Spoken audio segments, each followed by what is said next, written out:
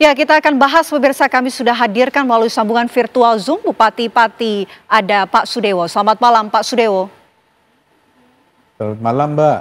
Oke, Pak Sudewo, kebijakan kenaikan PBBP 2 ini kemudian ramai dibicarakan oleh masyarakat. Kami ingin tahu Pak, apa urgensi di balik kebijakan ini? Seberapa mendesak kemudian kebutuhan daerah hingga kemudian menaikkan pajak dengan presentasi sebesar itu Pak Sudewo?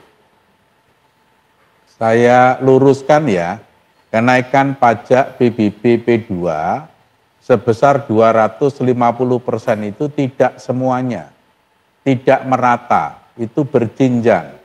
Banyak sekali yang di bawah 50%, di bawah 100%. Kalau di rata-rata itu hanya sebesar 120%. Jadi 29 miliar yang kami dapat pada tahun sebelumnya, pada tahun ini mendapatkan tambahan sebesar 36 miliar. Artinya tambahan sebesar 36 miliar itu adalah ekivalen dengan kenaikan sebesar 120%. Oke. Jadi tidak benar. Kenaikan 250% itu adalah untuk semuanya. Apakah Begitu. sudah berkonsultasi dengan Kementerian Keuangan, Pak Sudewo? Enggak ada urgensinya dengan Kementerian Keuangan. Kalau sesuai dengan peraturan perundang-undangan, dasar hukum kami adalah peraturan bupati.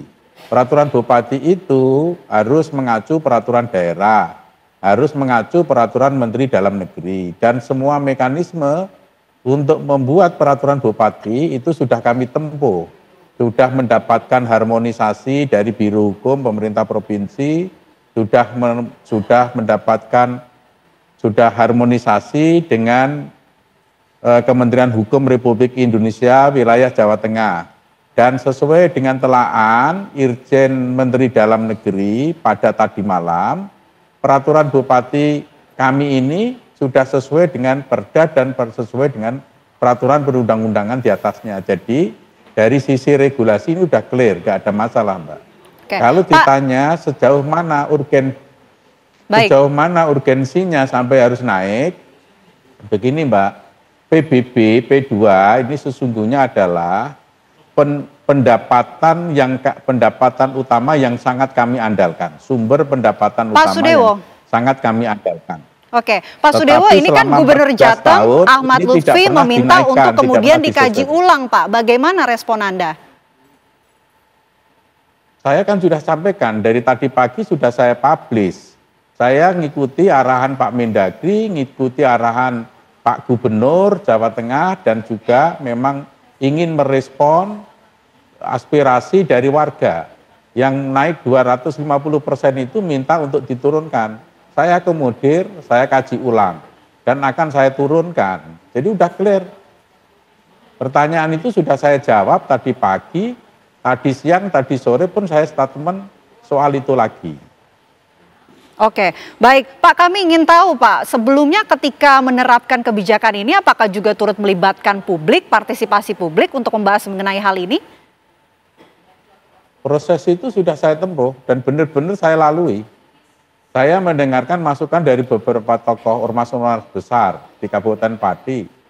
Saya mengumpulkan semua kepala desa, dan kepala desa minta masukan dari bawah, rapat di masing-masing desanya, baru ketemu sama saya lagi.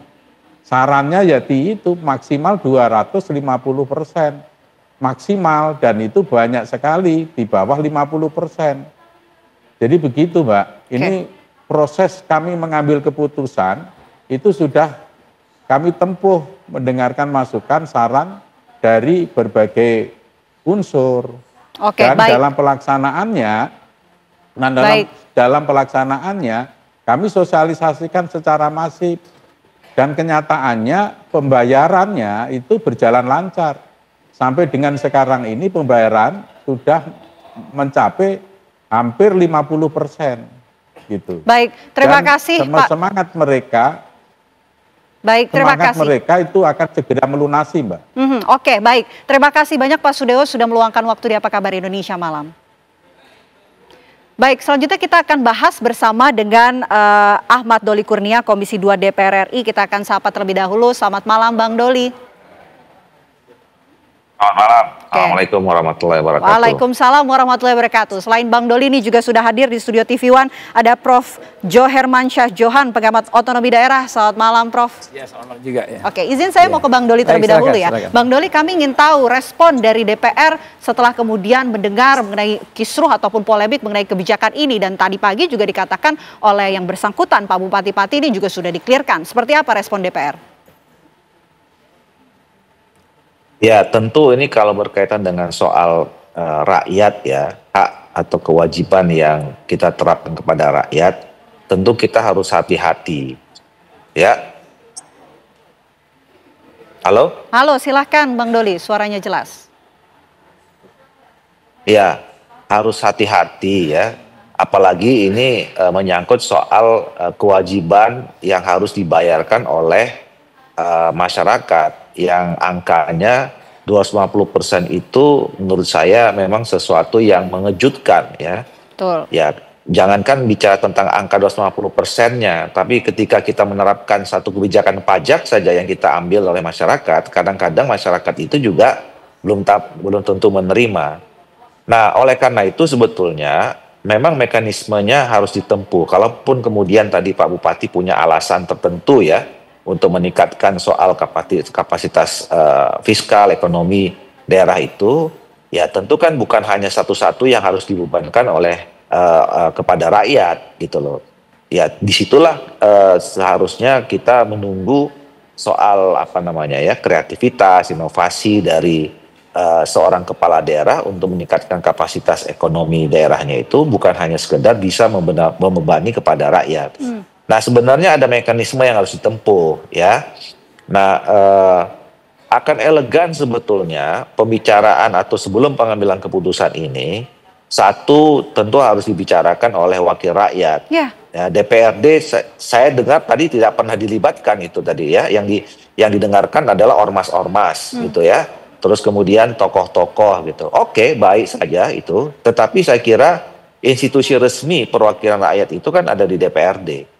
Mungkin akan lebih kuat kalau misalnya dibicarakan di DPRD juga menyerap aspirasi masyarakat seperti apa gitu ya. Nah sehingga nanti pun kalau diambil keputusannya, itu keputusannya resmi, mungkin bukan hanya perbub, mungkin bisa jadi perda atau segala macamnya setelah ada mekanisme yang dilalui melalui DPRD. Yang kedua, tentu harus ada konsultasi di tingkat atasnya, satu kepada pemerintah daerah provinsi. Tadi saya dengar ternyata Pak Lutfi gubernur minta ditinjau ulang gitu. Nah yang berikutnya adalah Kementerian Dalam Negeri sebagai pembina pemerintah daerah. Jadi gitu ya. intinya ada mekanisme yang harus dilalui ya dengan melibatkan berbagai pihak. Kita tanyakan ke Prof. Johan kalau begitu. Prof, analisa Anda dengan penerapan kebijakan ini yang menuai kisruh dan juga polemik seperti apa? Saya menganggap kebijakan ini dibuat kurang cermat ya. Kurang cermatnya itu dari segi satu kenaikan pajak tadi yang sampai 250%. Walaupun tadi diklarifikasi rata-rata 120%, itu juga tetap masih cukup tinggi. Ya dalam keadaan ekonomi rakyat sekarang rata-rata yang menurun. Nah, dan yang lainnya adalah faktor pelibatan publik ya dalam pengambilan keputusan. Jadi kebijakan itu tidak cukup hanya dengan tokoh-tokoh masyarakat, ormas, apalagi kepala desa. Kalau kepala desa ya takutlah sama bupatinya. Itu akan manut.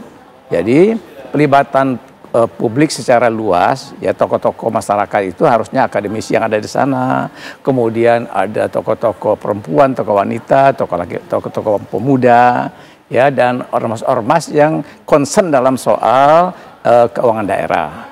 Nah itu yang relevan. Nah jadi itu juga tidak dilakukan dengan cermat, dengan baik. Nah yang satu lagi, yang terakhir adalah bagaimana dikonsultasikan pungutan kenaikan yang sangat serius itu harus dikonsultasikan dengan detail dan rinci, tidak hanya dengan gubernur, tapi juga dengan pemerintah pusat, ya lewat Kementerian Dalam Negeri.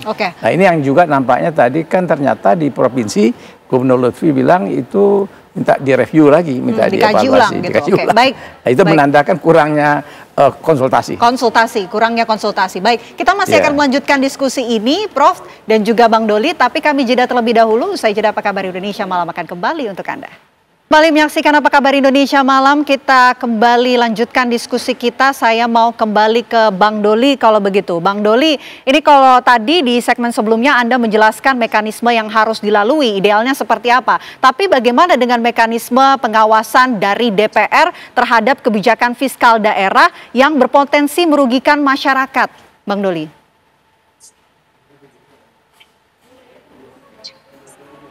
Iya, kita dalam kurun waktu 2 bulan terakhir ini di Komisi 2 itu dalam RDP bersama dengan Menteri Dalam Negeri itu mengevaluasi ya tentang bagaimana daerah-daerah kita di kabupaten, kota, dan provinsi dalam menjalankan kemudian menyusun APBD-nya gitu. Nah, termasuk bagaimana kita supaya meningkatkan kapasitas fiskal dari masing-masing daerah itu. Nah, jadi dengan ada kejadian seperti ini contoh kasus yang konkret sebetulnya bahwa ternyata memang di daerah-daerah kita itu punya masalah dengan dalam rangka peningkatan kapasitas fiskalnya. Nah, terbukti dengan bagaimana sekarang ada masalah yang terjadi di dalam keuangan daerah, maka kemudian dibebankan oleh rakyat. Ini pekerjaan paling simpel itu, paling gampang gitu ya. Ya mohon maaf ini dulu waktu kita mau jadi kepala daerah, kita minta betul sama rakyat itu dukungan dari mereka gitu. Nah, dan tentu dengan janji-janji yang manis-manis lah kira-kira begitu. Nah, tapi begitu kita jadi kepala daerah dan kemudian mendapatkan masalah, nah yang kita korbankan atau yang kita bebankan kembali ke rakyat, ini yang menurut saya kurang tepat ya. Nah, oleh karena itu nanti kami tentu akan membahas ini ya kembali nanti bersama dengan Kementerian Dalam Negeri di Komisi 2, dan saya kira bagi masyarakat yang memang keberatan dengan itu, sampaikan saja aspirasi ya, baik itu ke DPRD di Kabupaten Pati, terus kemudian juga bisa ke DPRD Provinsi, dan juga bisa nanti ke DPR RI, CQ di Komisi 2, sehingga nanti akan kita bahas. Dan tentu ini akan kita tanya nanti kepada Menteri Dalam Negeri sebagai pembina politik ya seluruh pemerintahan daerah, bagaimana nanti langkah-langkah yang harus diambil oleh pemerintah pusat, dalam hal ini Kementerian Dalam Negeri. Oke, baik, saya mau ke Prof. Johan kalau begitu. Prof. Johan, kalau kita lihat dengan adanya penerapan kebijakan ini menimbulkan kisruh yang begitu besar begitu di masyarakat, khususnya masyarakat Pati, sampai ada yang demo turun ke jalan begitu. Nah, kalau menurut Anda, jika ini terus dibiarkan, dampak ke depannya akan seperti apa? Nah, itu bisa menimbulkan krisis kepercayaan publik yang luas ya. Jadi kalau ini tidak direspon dan Bupati misalnya reaktif, lalu kemudian konfrontatif, misalnya menantang rakyat untuk kerahkan aksi massa yang sampai 50.000, itu akan menimbulkan kegaduhan dan saya khawatir jadi menimbulkan namanya krisis kepercayaan publik yang luas. Kalau seorang kepala daerah terkena kasus krisis kepercayaan publik yang luas, itu bisa dimakzulkan. Ujungnya bisa dimakzulkan. Jadi itu protes rakyat itu dan menyebabkan dia melemah legitimasinya, apalagi kalau ada ketemuan-temuan yang bisa menyebabkan pembuktian hukum ada pelanggaran-pelanggaran dalam pembuatan kebijakan ini. Nah, itu bisa lewat pintu DPRD untuk diproses dan dibuktikan kalau memang ada kasus-kasus yang dianggap melanggar sumpah jabatan misalnya, ya dalam kaitannya dengan krisis kepercayaan publik yang luas itu, bisa disampaikan kepada Kementerian Dalam Negeri, lalu juga ada proses-proses di Mahkamah Agung, sampai kemudian bupatinya bisa diberhentikan kalau dibuktikan secara hukum terjadi pelanggaran sumpah jabatan. Nah, itu tidak main-main dampaknya. Jadi baru menjabat, kemudian menimbulkan krisis kepercayaan publik, itu bisa dicopot Pak Bupatinya dari jabatan. Oke, ini apalagi kan Pak Mendagri, Pak Tito Karnavian juga akan mendalami ini. Kalau melihat peran dari Kemendagri dalam kekisruhan ataupun polemik ini seperti apa, Pak? Jadi Dagri itu kan pembina dari kepala daerah, melakukan fasilitasi juga untuk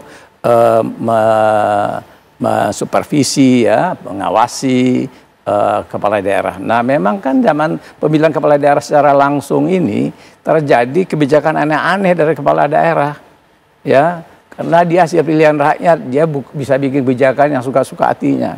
Nah, oleh karena itu Kemdagri mestinya melakukan tindakan yang tepat lah ya. Maksud saya begini. Jadi kalau ada kasus yang heboh kayak gini, itu bupatinya langsung dipanggil Jakarta, ya, dipanggil Jakarta dan kemudian didalami dan lalu diberi arahan dan penjelasan sehingga dia langsung bisa mengoreksi kebijakan. Baik. Kalau tidak dia bisa diberi langsung teguran ya? dan sanksi-sanksi. Oke, langsung dikasih sanksi. Baik, saya mau ke Bang Doli kalau begitu. Bang Doli, bagaimana kemudian mekanisme pajak di daerah sebenarnya? Seperti apa? Apa memang nggak perlu begitu berkoordinasi dengan Kementerian Keuangan?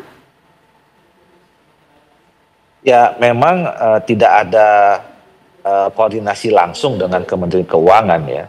Tetapi di dalam peraturan perundangan kita, tadi seperti yang kita juga sudah sampaikan bahwa kepala daerah itu adalah di bawah pembinaan dari pemerintah pusat, dalam hal ini Kementerian Dalam Negeri. Nah, makanya seharusnya memang koordinasinya itu langsung ke Kementerian Dalam Negeri ya. Nah, saya setuju tadi apa yang disampaikan oleh Prof. Jo ya, supaya karena memang ini sudah meluas ya masyarakat, bahkan ya kita juga cukup menyayangkan ada seperti upaya mengadu domba antar masyarakat. Ini kan bahaya ya, ada aksi di laut dengan aksi juga sesama masyarakat. Ini lama-lama bisa jadi konflik sosial. Nah, ini sebelum terjadi meluas persoalannya, saya setuju mungkin kami mendorong supaya Menteri Dalam Negeri memanggil ini si bupati ini untuk pertama tentu diminta keterangan ya, kemudian diarahkan kalau memang ada hal-hal yang tentu tidak sesuai ya, tidak sesuai dengan mekanisme, tidak sesuai dengan peraturan perundangan, tidak sesuai dengan regulasi, dan tidak sesuai dengan realitas yang ada di lapangan. Kalau ada satu kebijakan yang reaksinya cukup keras di masyarakat, saya kira tidak ada pilihan lain ya, kecuali kalau memang ya bupatinya terus ingin membangun ketidaksimpatian masyarakat terhadap dirinya, dan itu bahaya sebetulnya secara politik bagi posisi seorang bupati kalau memang terus berhadapan-hadapan dengan rakyatnya. Oke, baik, kalau kata Bang Doli, Mendagri ini harus panggil bupati-bupati dengan kondisi seperti ini sudah layakkah untuk dipanggil? Oh, sangat layak sekali karena krisis kepercayaan sudah mulai nampak ya kan itu, dan kemudian ada aksi-aksi fisik dan kemudian juga tadi ada kelihatan adu domba dan kemudian ada perilaku Satpol PP yang menyita barang-barang milik masyarakat hasil donasi untuk demo itu. Ya, ini udah cukup memadai. Jadi saya pernah jadi Dirjen Otonomi Daerah. Itu yang kayak gini itu kita panggil langsung. Nggak pakai tanya-tanya lagi. Kita kalau nuwun sama Pak Gubernur, panggil Jakarta. Dan kalau ada kesalahan kita tunjukkan, buktikan. Dan kita carikan solusi dan pemecahannya. Kalau dia bandel, kita sanksi. Sanksinya akan seperti apa? Sanksi bisa teguran tertulis, bisa sampai diberhentikan sementara dulu. Ya, bahkan sampai bisa diberhentikan tetap kalau terjadi peristiwa-peristiwa pelanggaran sumpah jabatan. Oke, jadi memang sudah layak untuk jadi Dagri memang harusnya jangan terlalu kalem lah ya. Jadi dalam hal ini harus cepat bertindak. Begitu Mbak. Oke, sepanjang pengalaman Bang Doli, apakah kasus-kasus seperti ini begitu pernah terjadi sebelumnya, Bang Doli? Ada, tapi memang tidak spesifik sama ya. Tetapi ada kepala-kepala daerah yang memang tidak mengindahkan ya arahan-arahan pemerintahan pusat yang itu tidak sesuai dengan peraturan perundangan dan regulasi yang ada gitu. Ya, waktu seingat saya di Kalimantan Selatan kalau tidak salah waktu itu ada pernah diundang beberapa kali. Nah, tentu itu akan berkonsekuensi tadi seperti yang disampaikan Prof. Jo ya. Teguran-tegurannya itu bisa sampai pada pemberhentian sementara, bahkan kalau masih bandel bisa pemberhentian secara tetap gitu. Nah, tapi kan ini beginilah, saya kira kan kita semua ini ingin menjadi pemimpin di tempat kita, di daerah kita masing-masing, itu kan semuanya kita tujukan untuk pemberian pengabdian yang terbaik buat masyarakat dan rakyat Indonesia gitu, termasuk di daerah kita masing-masing. Saya kira untuk apalah kita menjadi kepala daerah, untuk menjadi pemimpin, kalau kita mau berhadapan-hadapan dengan rakyat, terus apa gunanya kita gitu ya. Jadi saya kira dengan apa yang sudah ditunjukkan reaksi oleh masyarakat gini, ya kita berharap Pak Bupati bisa lebih arif gitu ya, lebih berempati lah dengan masyarakat yang juga akan menyampaikan masyarakatnya. Jadi kalaupun dipanggil nanti oleh Kementerian Dalam Negeri, ya saya kira ya tidak perlu juga bertahan dalam posisi yang tentu tidak mengenakkan buat semua, apalagi rakyat. Kita ini kan bekerja semuanya menjadi pejabat publik, pejabat politik, semuanya untuk kepentingan bangsa, negara, dan rakyat kita gitu. Baik, kita nantikan perkembangannya. Bang Doli, terima kasih sudah meluangkan waktu di Apa Kabar Indonesia Malam. Terima kasih juga Prof. Johan sudah hadir di Studio TV One. Selamat malam.